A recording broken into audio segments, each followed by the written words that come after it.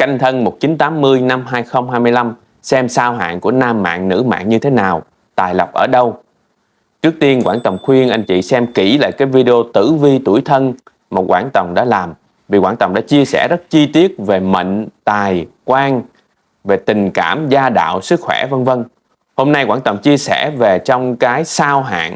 Sao hạn này là sao hạn của bổn mạng anh chị ha. Chẳng qua là người xưa mượn cái tên sao để đặt cho cái tai ách, cái ý nghĩa của cái sao thôi. Việc cúng sao là để nhắc nhở mình tìm cái cát mà tránh đi cái hung. Cho nên khi mình hiểu được cái sao rồi thì mình cũng tìm cách để mình tránh né, mình làm thật nhiều chuyện phước đức để chúng ta nâng cao cái phước đức của mình lên, thì khi đó mình sẽ hóa giải được những cái tai ách trong cuộc sống. Sau đó rồi chúng ta mới nghĩ đến cái việc cúng sao. Để không mất nhiều thời gian của anh chị thì sau đây Quảng Tòng sẽ đi vào trong cái thiên can địa chi và ngũ hành của tuổi Canh Thân 1980 năm 2025 Ất Tỵ.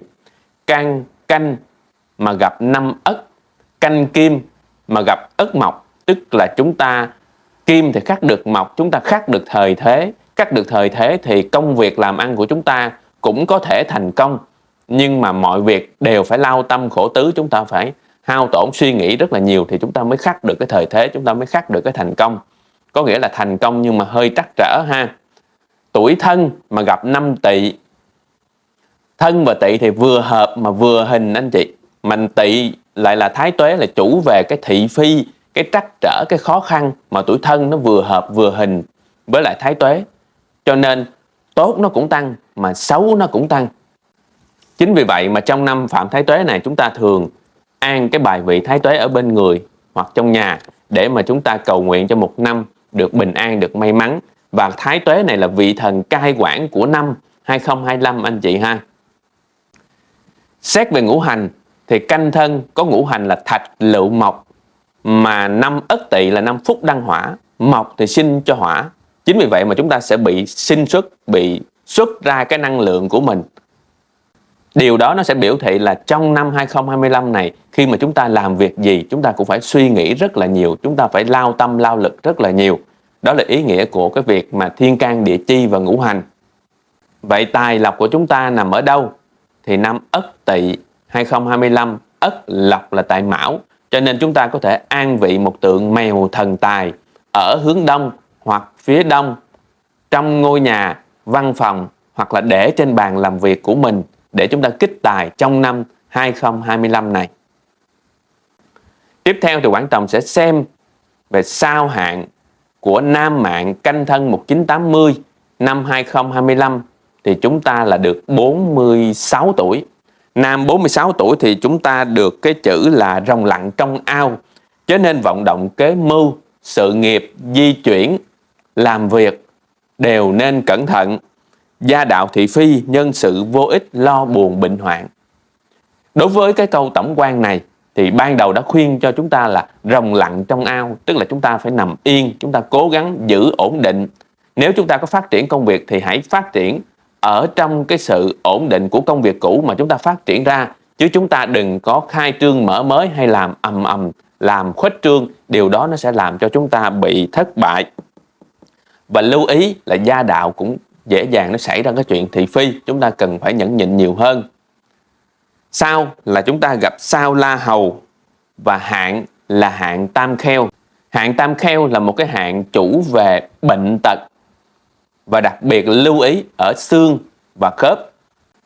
Về sao La Hầu là một ngôi sao thuộc về hành mộc, mà nó cũng là một cái ngôi sao xấu nữa. Chính vì vậy mà chúng ta mộc gặp mộc thì lại vượng mộc, vậy là cái xấu nó tăng, cho nên chúng ta cần phải lưu ý. Đối với lại sao La Hầu thì hai cái tháng xấu nhất là tháng Giêng và tháng 7 âm lịch. Và chúng ta nếu cúng sao thì chúng ta sẽ cúng vào ngày mùng 8 âm lịch hàng tháng. Sao La Hầu là một hung tinh, chủ về khẩu thiệt, đau mắt, nhức đầu, thị phi, cãi vã, giận hờn. Sao La Hầu cũng chỉ về cái sự trói buộc, thưa kiện, tan sự và tai nạn xe cộ. Tuy nhiên sao La Hầu thì chỉ thuận lợi cho việc thay đổi công việc. Đối với sao La Hầu thì chúng ta nên hạn chế mặc đồ đen, màu xanh đen. Tại sao? Tại vì màu đen, màu xanh đen thuộc về hành thủy, mà thủy thì sinh cho mộc, vậy thì vượng mộc. mà cái ngôi sao La Hầu này là một ngôi sao xấu, vượng mọc thì nó làm cái xấu nó càng ngày càng tăng lên. Cho nên chúng ta nên hạn chế mặc đồ đen, hạn chế mưu sự, làm giàu hoặc làm việc liên quan đến hành thủy, nghề thủy, và hạn chế đi trong mưa gió. Đó là ý nghĩa của sao La Hầu ha. Chúng ta cần phải lưu ý làm thật nhiều việc phước đức để chúng ta nâng cao cái phước đức của mình lên, thì lúc đó mình sẽ hóa giải được. Tiếp theo, nữ canh thân 1980 năm 2025, 46 tuổi thì chúng ta được cái chữ là manh nha xuất thố thọ gió sương, hành sự dễ gặp phản trắc, tuyệt giao, thất bại, đề phòng bệnh nạn. Là đối với cái câu tổng quan này là khuyên chúng ta nên cẩn thận tiểu nhân, cẩn thận những người ám hại ở sau lưng của mình, hành sự dễ gặp phản trắc. Và manh nha xuất thố thọ gió sương, tức là khi mà chúng ta bắt đầu làm một cái việc gì thì nó cũng khó khăn, nó đến với mình, cho nên chúng ta cần phải nhẫn nại, rồi chúng ta cố gắng để vượt qua. Sao là sao kế đô, hạn là hạn thiên tinh. Hạn thiên tinh lại là một cái hạn chủ về thị phi, khẩu thiệt, kiện tụng và pháp luật.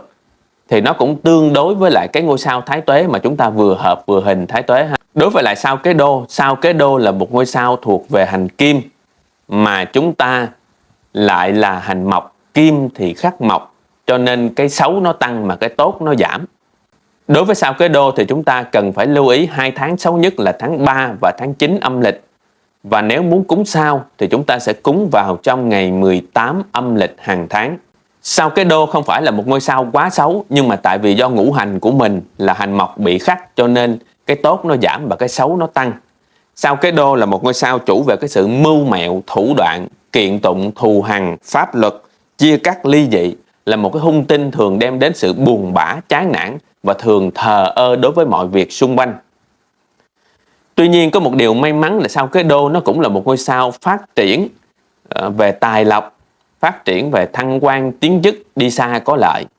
Đặc biệt đối với nữ mà gặp sao kế đô mà mang thai thì lại may mắn lạ thường. Cái điều này thì chúng ta cần phải chiêm nghiệm thêm. Đối với sao kế đô là thuộc về hành kim, cho nên chúng ta nên hạn chế mặc màu trắng. Tại vì mặc trang phục màu trắng là nó đồng hành làm cho kim vượng thì nó làm cho chúng ta xấu đi, nên chúng ta hạn chế mặc đồ trắng ha. Và lưu ý là chúng ta nên hạn chế đeo vòng vàng, trang sức, kim cương vân vân, tại vì đó cũng là kim khí, mà vòng vàng trang sức thì thường dễ xảy ra cái chuyện cướp giật, nó sẽ làm ảnh hưởng đến sức khỏe và tài sản của mình. Đó là những cái lưu ý của cái ngôi sao kế đô. Quảng Tầm chúc cho tuổi canh thân 1980 năm 2025 thật nhiều may mắn, hạnh phúc, bình an, kiên nhẫn để vượt qua những cái khó khăn. Và nhớ bấm đăng ký để ủng hộ Quảng Tầm.